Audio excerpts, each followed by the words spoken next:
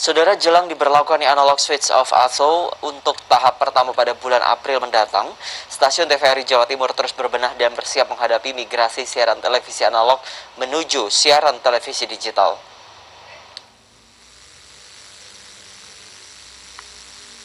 Kick-off analog switch off ASO atau migrasi siaran televisi analog ke televisi digital untuk tahap pertama dimulai serentak se-Indonesia pada tanggal 30 April.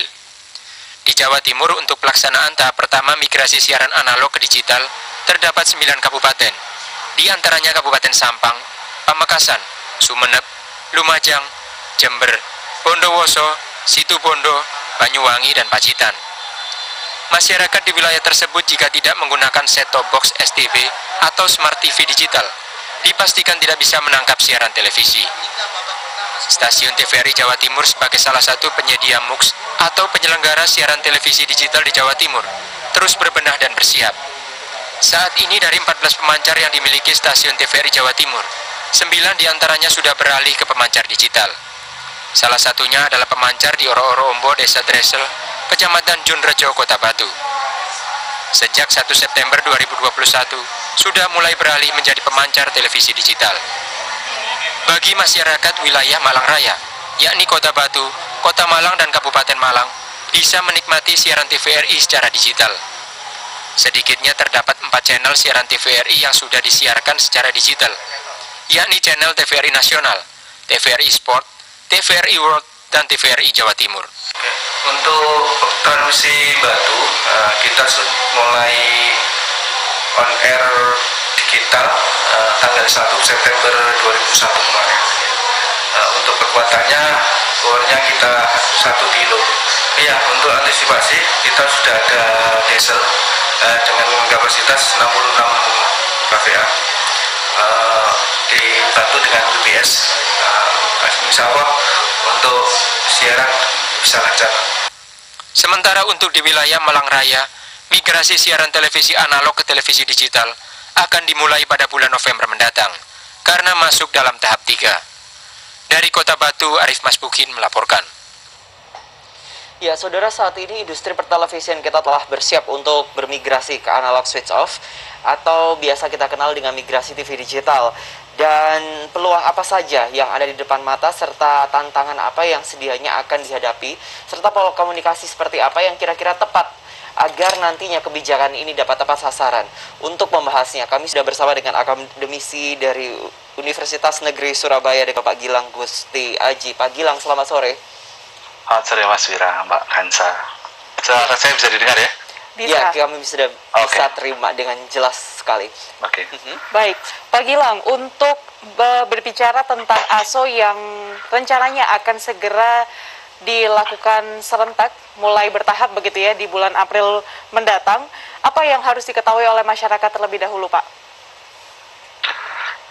Baik, ini kan sebenarnya melalui proses sempat tertunda dari Agustus tahun lalu, dan kemudian mau tidak mau karena ya alasan COVID dan sebagainya baru dilaksanakan di mulai April ini. Sehingga saya kira yang perlu diketahui oleh masyarakat adalah bahwa tidak hanya teknis sebenarnya, tidak hanya secara teknis, bahwa secara teknis memang masyarakat harus paham bahwa secara aturan memang begitu. Tetapi sebenarnya ada banyak peluang yang bisa didapatkan oleh masyarakat terkait dengan siaran digital ini.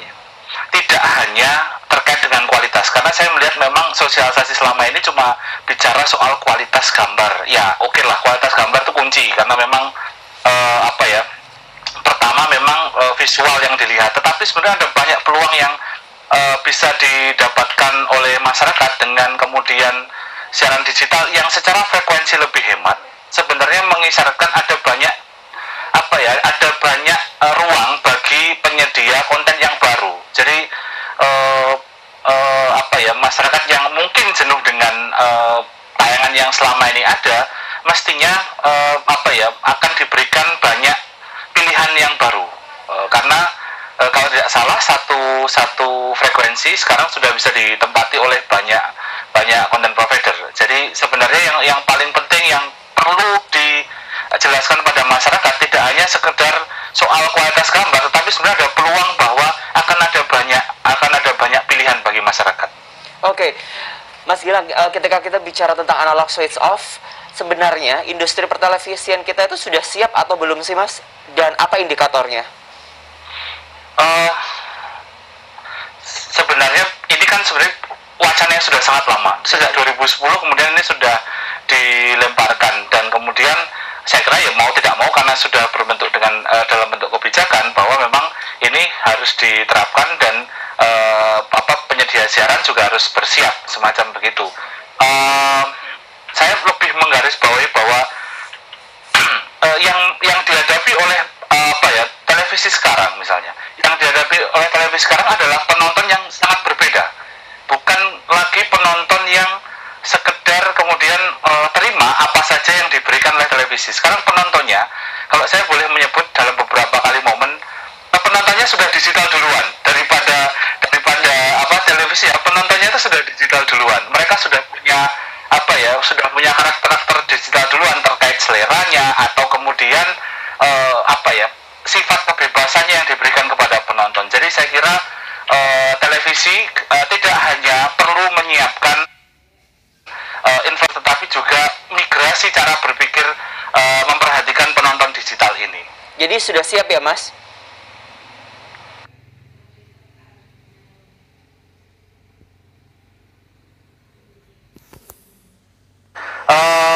Tentu saja harus segera siap televisi. Kalau melihat waktu proses yang melalui banyak penundaan, mestinya televisi sudah siap terkait dengan sistem ini.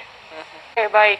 Kalau kita berbicara tentang peluang yang tadi sudah disebutkan oleh Pak Gilang begitu ya, begitu banyak pilihan yang bisa dinikmati masyarakat dengan pengalihan analog menjadi digital begitu ya di dunia pertelevisian. Adakah peluang lain, Pak, untuk masyarakat dan juga untuk industri ini? Silahkan. Ya, saya kira kan semua ke depan akan bergeser ke digital, baik kemudian penonton sudah ya tadi, penonton sudah ke digital, televisi juga bergeser ke digital. Sebenarnya peluangnya itu adalah bagi pemain baru sebenarnya, harus diakui bahwa penonton sesungguhnya kemudian kenapa salah satunya penonton banyak bergeser ke konten-konten digital, karena saya melihat ada kejenuhan terhadap siaran-siaran yang sudah ada. Mohon maaf, misalnya infotainment, sinetron yang secara kualitas juga dipanjang-panjangkan dan problematikanya seputar itu saja. Itu saya kira menjadi peluang sebenarnya bagi pemain baru ataupun kemudian bagi pemain lama dalam tanda kutip televisi yang sudah existing. Saya kira perlu berpikir ada peluang juga bahwa mereka bisa mengembangkan tayangan-tayangan yang lebih memenuhi kebutuhan penonton kekinian semacam begitu. Okay. Bagi penonton saya kira akan ada banyak pilihan ya. Saya kira ada beberapa yang misalnya belum tercover oleh televisi kita, misalnya pada ranah anak-anak. Ini kan sangat kurang ya di wilayah anak-anak, di wilayah siaran pendidikan. Saya kira dengan keluasan selama ini kan memang pemainnya sebatas itu saja karena frekuensi terbatas. Bahkan di beberapa kota misalnya di Surabaya, di kota-kota besar itu banyak televisi yang kemudian meminjam frekuensi dari wilayah lain. Ini kan problem itu. Nah, problem itu kan sudah kemungkinan akan terselesaikan dengan kemudahan frekuensi ini dipakai oleh beberapa televisi, sehingga saya kira penonton mestinya akan mendapatkan banyak pilihan, terutama pada wilayah-wilayah yang belum tercover selama ini, anak, kebudayaan dan sebagainya. Oke, Pak Gilang, dalam sebuah jurnal, dalam sebuah catatan banyak disebutkan industri televisi kita, pengusaha televisi kita yang dalam tanda kutip menyayangkan keputusan analog switch off, karena otomatis ketika mereka harus analog switch off, mereka harus menanggalkan pemancar analognya seperti itu. Sementara investasi sudah terus dilakukan. Bisa dikatakan investasi itu juga belum balik dalam waktu 10 tahun. Tanggapannya bagaimana, Pak? Ya, memang salah satu, kalau kita baca beberapa jurnal, beberapa diskusi juga, kita memang mengakui bahwa salah satu yang membuat ini prosesnya cukup berlarut-larut itu karena ya tadi televisi memang sudah berinvestasi cukup banyak untuk pemancar dan sebagainya. Tetapi kan ini kita melawan zaman kalau kemudian kita tidak misalnya sekarang siapa sih orang yang kalau kita misalnya mau menghitung apa orang kemudian berapa lama sih bertahan di menonton televisi dibandingkan dengan mengakses gadgetnya. Jadi sebenarnya kalau saya melihat meskipun kemudian apa ya sudah banyak investasinya mestinya diarahkan kepada digital karena ini kita melawan zaman sudah bergeser ke digital, penonton sudah bergeser ke digital, maka kemudian televisi juga harus apa ya merespon itu, beradaptasi dengan hal itu. Oke, baik. Artinya kan ini berarti kita sudah memang dalam keadaan yang harus mengubah analog menjadi digital. Lalu bagaimana untuk kesiapan dari teknologi kita sendiri dan juga mungkin SDM yang berkecimpung di dunia industri pertelevisian, Pak? Apakah mereka siap? Saya kira kita semua ini kan dalam posisi migrasi. Sekali lagi bahwa ini siap tidak siap. Pertama siap tidak siap sudah jadi kebijakan bahwa semua harus siap. Saya kalau bahwa di penyedia, saya yakin bahwa televisi sebenarnya sudah mampu untuk merespon ini. Tinggal kemauan kemudian untuk bermigrasi secara cara berpikir, bagaimana kemudian menyediakan konten yang sesungguhnya sesuai dengan kebutuhan masyarakat. Tidak lagi gini, karena dalam logika digital bukan televisi ataupun media jadi rajanya, penonton yang jadi rajanya. Jadi kemudian karena penonton bisa memilih sekarang, dia punya lebih banyak pilihan di digital, sehingga televisi saya melihatnya memang harus siap. Artinya memang harus siap, pertama karena ini kebijakan, kedua juga secara masyarakat kita sudah perlahan mulai membiasakan diri dalam aktivitas digital lah, semacam begitu. Pak Gilang, kalau seumpamanya tadi sebelumnya kita sudah tahu bahwa ada banyak sekali aturan yang membingkai agar industri pertelevisian kita tetap ada di relnya seperti itu.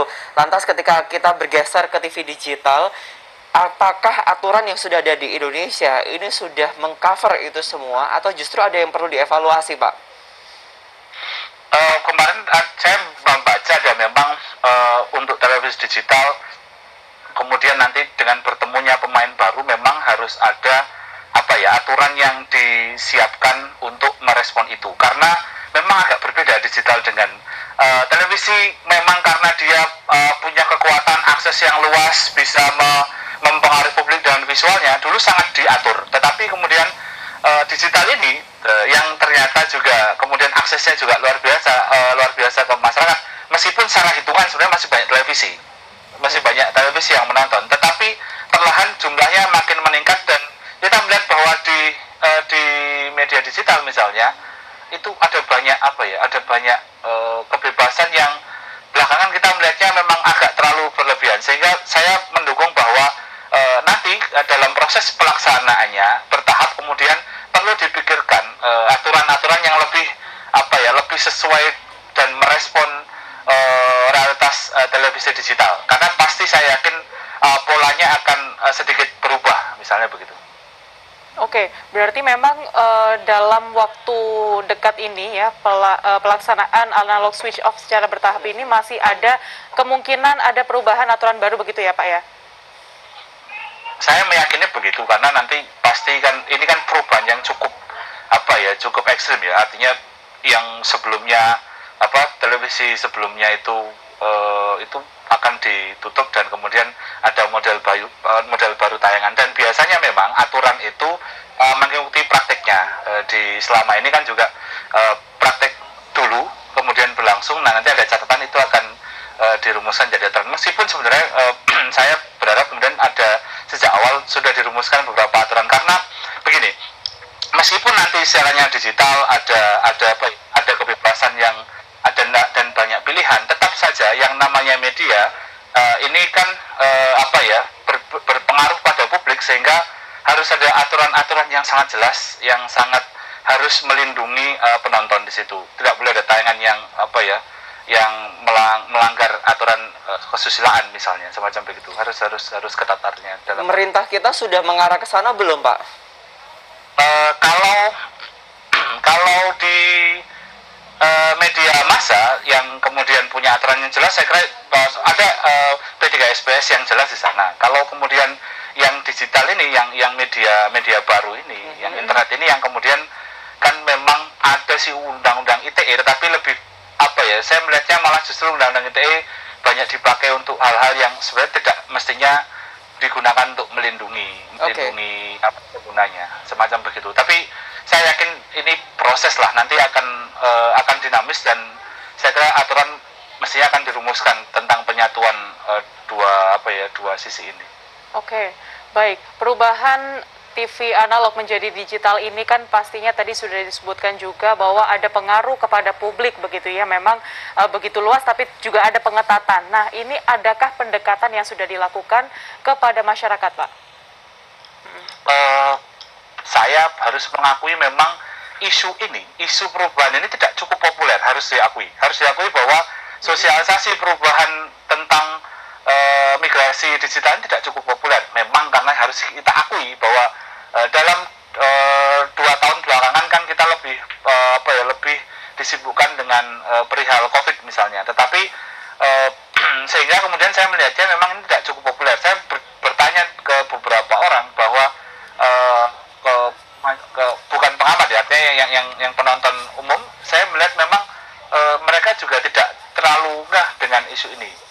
Itu 2 hal. Pertama, memang sosialisasinya tidak cukup masif. Yang kedua, memang sebenarnya mereka dengan televisi ini attachment-nya sudah nggak terlalu tinggi. Mereka sudah terbiasa aktivitasnya sudah dengan gawainya masing-masing, sehingga dengan televisi ini ini juga tantangan bagi pengelola televisi, bahwa audiens kita juga sudah banyak mengandalkan di media baru. Oke, artinya ini merupakan tantangan yang harus segera dipikirkan apapun resikonya, karena kita sudah bersiap dan menuju analog switch off. Begitu ya Pak Gilang? Betul. Ya. Apapun memang aturannya memang sudah begitu, sehingga kita bersiap. Saya meyakini nanti pasti di awal masih ada biasa kaget lah, atau kemudian proses adaptasi semacam begitu. Maka sebenarnya saya mengusulkan sebenarnya kepada terutama Kominfo untuk semakin mengencarkan terhadap program ini, karena saya melihat masyarakat ini belum semua yang kemudian terpapar isu ini gitu. Saya takut di beberapa daerah mereka akan kaget, lah kok hilang gitu loh. Artinya misalnya untuk kabupaten-kabupaten tertentu yang akan switch off itu perlu adanya sosialisasi yang menyeluruh, tidak hanya kemudian memanfaatkan media, tetapi juga kemudian memanfaatkan jaringan masyarakat yang dia bisa langsung memandu penonton, semacam begitu. Baik, terima kasih akademisi UNESA Bapak Gilang Gusti Haji sudah berbagi bersama dalam Dialog Aktual Jawa Timur hari ini. Semoga ini bermanfaat dan bisa menjadi catatan kita bersama-sama. Kita sambung lagi di lain kesempatan, Pak. Selamat sore. Selamat sore, terima kasih. Dan saudara, masih banyak informasi